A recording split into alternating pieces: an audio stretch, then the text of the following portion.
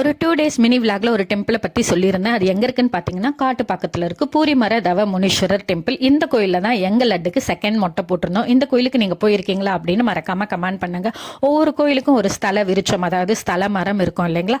இந்த கோயிலுக்கு பார்த்தீங்கன்னா பூரி மரம் அப்படின்றது தான் ஸ்தல விருட்சம். அதனாலவே பூரிமர தவ முனீஸ்வரர் அப்படின்னு அழைக்கப்படுறாரு. நான் கோவிட் டைமில் போயிருந்தேன், அதுக்கப்புறம் இப்போ தான் போகிறேன். கோயில் ரொம்ப நீட்டாக இருக்குது. ஆனால் பக்கத்தில் ஒரு பெரிய குளம் இருக்குது. அதுதான் நல்லா பாசி படிஞ்சு கொஞ்சம் இல்லை ரொம்பவே சுத்தமாக இருக்குது. தூர்வாரினா நல்லா இருக்கும்னு தோணுச்சு. இந்த லீஃப்ல இந்த மரத்தில் இருக்கிற லீஃப் கொஞ்சம் டிஃப்ரெண்ட்டாக இருக்குது. என்னால் நான் இதுக்கு முன்னாடி இது மாதிரி பார்த்ததில்ல.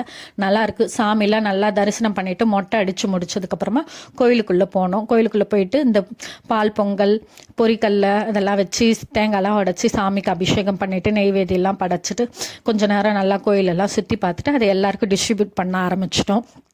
கோயிலுக்குள்ளே ஃபோட்டோஸ் வீடியோஸ் எடுக்க அலௌடு இல்லை, ஸோ அதை ஸ்கிப் பண்ணிட்டேன். கொஞ்சமாக பொரி பேலன்ஸ் இருந்தது, அதை நானும் சாப்பிடுவேன். லட்டு சாப்பிட்டாரு, அங்கே கோயிலாக இருந்தது, அதை விரட்ட ஆரம்பிச்சிட்டாரு. அந்த டே எனக்கு ரொம்ப ஜாலியாக போச்சு. தேங்க்ஸ் ஃபார் வாட்சிங்.